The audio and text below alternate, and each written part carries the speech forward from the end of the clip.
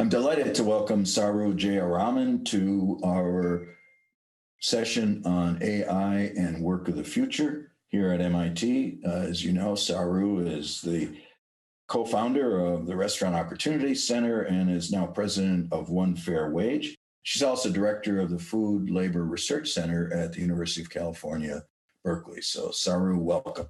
Thanks for having me. We're particularly interested in understanding your role in this very interesting emerging form of worker representation that isn't a traditional union, but serves as a very strong advocacy organization. So why don't you tell us a little bit about ROC, where it came from, and what it does? I co-founded the Restaurant Opportunity Center right after 9/11 together with workers from Windows on the World, which was the restaurant at the top of the World Trade Center, Tower 1.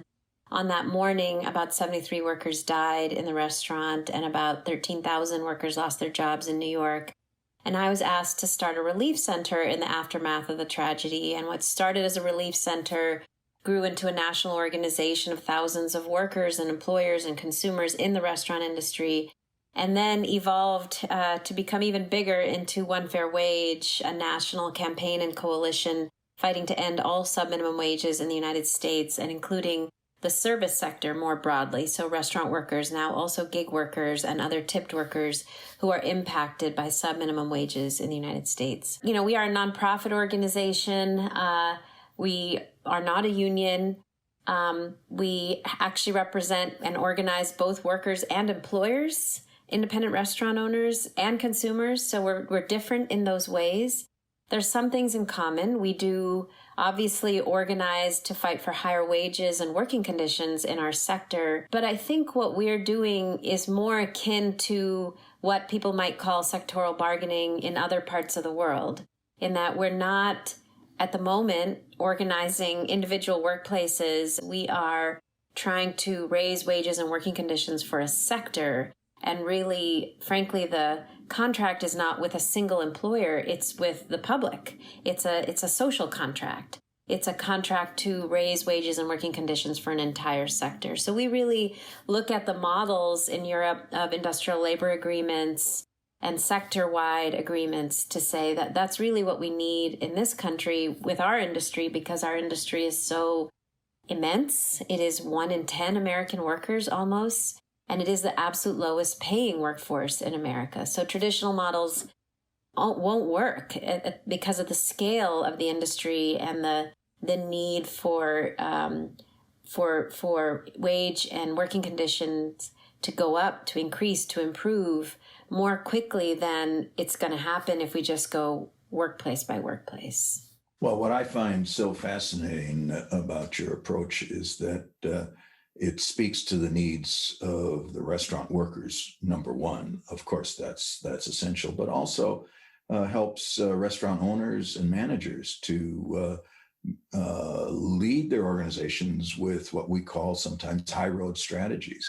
Tell us a little bit more about how that's playing out. So we started an organization over a decade ago called RAISE, Restaurants Advancing Industry Standards in Employment. In our case, we've been fighting in particular for what we call One Fair Wage, a full minimum wage with tips on top, as opposed to the sub-minimum wage, which in this country is still $2.13 an hour, a literal legacy of slavery and a source of sexual harassment and racial discrimination for a mostly female workforce. We did a lot of research with these employers to show that increased wages, reduced turnover in an industry that has some of the highest turnover rates of any industry in the United States, increased employee morale, increased employee productivity and customer service. With the pandemic, you know, millions of restaurant workers and other service workers lost their jobs.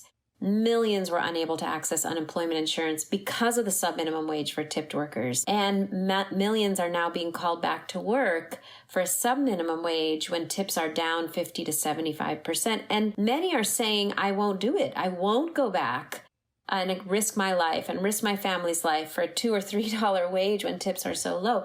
So we've been approached by hundreds more restaurants during the pandemic over the last 6 months saying, we think it's time to change. We think it's time to transition to a full minimum wage for several reasons. Hundreds of independent restaurants, including many who fought us before on this issue, have come to us during the pandemic to say they were moved by the fact that so many workers didn't get unemployment insurance.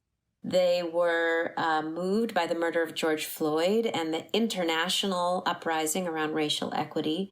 And they are having to rethink every aspect of their business anyway. They're having to totally reimagine restaurants. And in doing so, they want to reimagine a more functional system, one in which everybody actually gets paid, and one in which we as a nation move away from a persistent legacy of slavery. That, combined with the fact that, frankly, so many restaurant owners couldn't get their workers to come back to work without paying them a full minimum wage, all of that resulted in this sea change among employers and the growth of our industry association, our high road industry association, to close to 800 restaurant owners now. Well, that's terrific, and it's such important work, and particularly in this period of crisis, that you're getting that response and that you're doubling down on your efforts. And I know that there's another set of issues that you're very concerned about, and that is how we update our national labor policies and labor laws to fit with the restaurant sector and other sectors that have been essentially left out of the safety net and left out of the rights to a voice at work. I'd be interested in just a quick sense of where you think our labor law and labor policies need to go. I think there's a whole range of changes that need to be made on employment policy. The pandemic revealed just the utter dysfunction of the unemployment insurance system in the United States, just utter dysfunction that in many ways was intentional. You know, they wanted to create an unemployment insurance system that was very hard to access, that was never funded properly and outdated, so that workers would always find it very difficult to apply for benefits and take any low-wage job that came their way rather than seeking unemployment insurance. We need a safety net that actually works. It's not just an issue of humanity. Henry Ford knew that he needed to pay his workers a certain wage to make sure they could afford the cars coming off the assembly line. And he knew that he had to have a consumer base. And the idea that you'd let a tenth of the population become homeless, literally homeless, because they can't access unemployment insurance, you know, that they can't access food. Even if you don't care about these workers, we have to update our safety net so that we can maintain a consumer base in this country.